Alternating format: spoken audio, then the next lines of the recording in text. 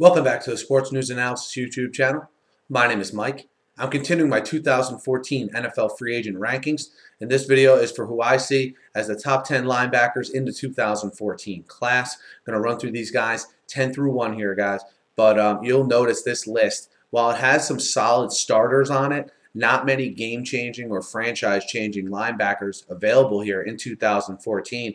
We start the list at number 10 with Daryl Sharpton of the Houston Texans. He's an inside guy who took over for Brian Cushing after he was injured, a guy who is pretty solid against the run, a little bit of a liability in coverage. I think a perfect backup linebacker, the first guy off the bench kind of guy is where his role is best suited. But I have Daryl Sharpton at number 10. At number 9, I have Perry Riley of the Washington Redskins, a guy who had a pretty good 2012, sort of fell off a cliff this year in 2013, as did a lot of guys on that Redskins defense. It'll be interesting to see with Riley and with that defense as a whole, if they come back and are stronger in 2013. Will Riley be a part of that with the Redskins? We'll see, but he comes in at number 9. And at number 8, I have John Beason. John Beason, who saw a little bit of a career resurrection when he got traded to the Giants. I mean, because of the situation that defense was in when he got there, he became a leader almost instantly. And do the Giants value him as that? He's a guy who excellent run defender, though he's been injured a lot in his career. It's really impacted his ability to cover. But do they look at him as a leader, run stopper that can still be effective for them? John Beason at number 8. And at number 7, I have Pat Angerer. Angerer, again, a very talented guy, a guy who was coming off a knee injury this year, and it showed. He struggled. Will he be better in 2014, or is he one of these guys who is a very talented player, but the injuries are just going to affect him for his entire career? But based on the fact he's on the good side of 30 and he's a talented guy, I have him at number 7. And at number 6, I have Brandon Spikes.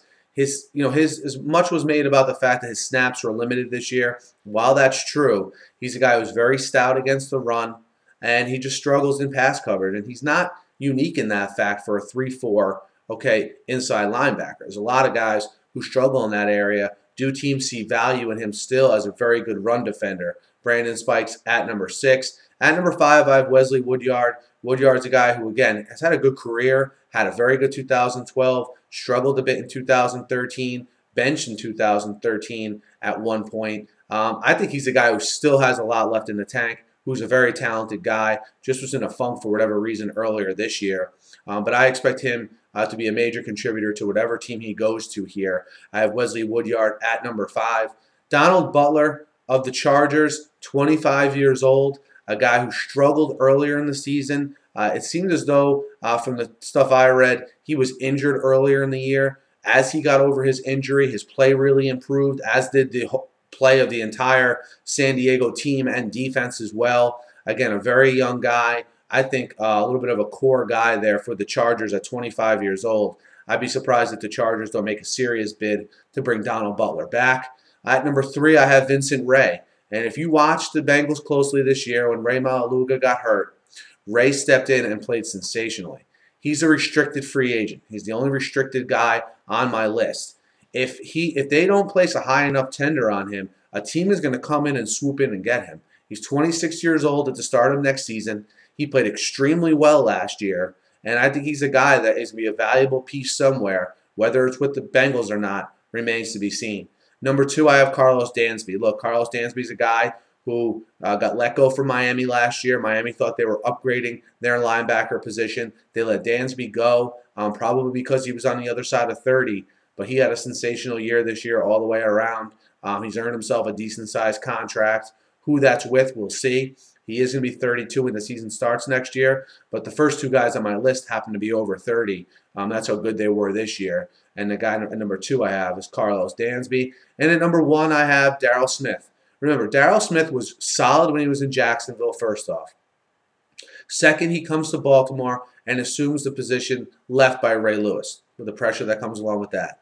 He has over 120 tackles, has some key interceptions last year. I think really made a name for himself league-wide. A guy, again, very under the radar with Jacksonville. I have him at number 1. Again, I think the Ravens make a strong push to bring him back, even though he is 32 as well. So Daryl Smith comes in at number 1 on my list. Guys, let me know what you guys think of my list. Do you want any of these guys for your team? What do you think of the players overall on this linebacker list? Again, especially the bottom half. Not a lot of super players, but I think as you get towards the top, guys that could be contributors and starters for you at the very least in 2014. So let me know what you think. Hit me up in the comments. Hit me up on Twitter. Be sure to subscribe to my channel, guys. NFL coverage wall to wall here. Thanks as always for listening. Be sure to subscribe. It's free. Have a great day.